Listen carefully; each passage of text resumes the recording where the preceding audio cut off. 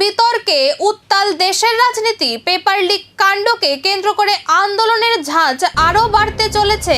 Cockroach জনতা party বা CJP আগামী 11 June পুনেতে বড় বিক্ষোভ কর্মসূচির ঘোষণা করেছে দলের নেতা অভিজিৎ দীপকের দাবি, শুধু পুনে নয়, দেশের একাধিক রাজ্য ও শহরে ধারাবাহিকভাবে আন্দোলন গড়ে তোলা হবে। তিনি নিজেও বিভিন্ন কর্মসূচিতে উপস্থিত থাকবেন বলে জানিয়েছেন। সিজেপির প্রধান দাবি, আগামী 13 জুনের মধ্যে শিক্ষামন্ত্রীকে পদত্যাগ করতে হবে। তাদের অভিযোগ, পরীক্ষার স্বচ্ছতা ও শিক্ষার্থীদের ভবিষ্যৎ নিয়ে বড় প্রশ্ন উঠে গেছে। এদিকে এই আন্দোলন কতটা জনস্বার্থক পায় এবং সরকারের পক্ষ থেকে কি প্রতিক্রিয়া আসে, সেদিকেই এখন নজর রাজনৈতিক মহলের। 13 জুনের ডেডলাইনের আগে কি বাড়বে আন্দোলনের তীব্রতা? শিক্ষামন্ত্রীর ভবিষ্যৎ নিয়ে জল্পনা এখন তুঙ্গে।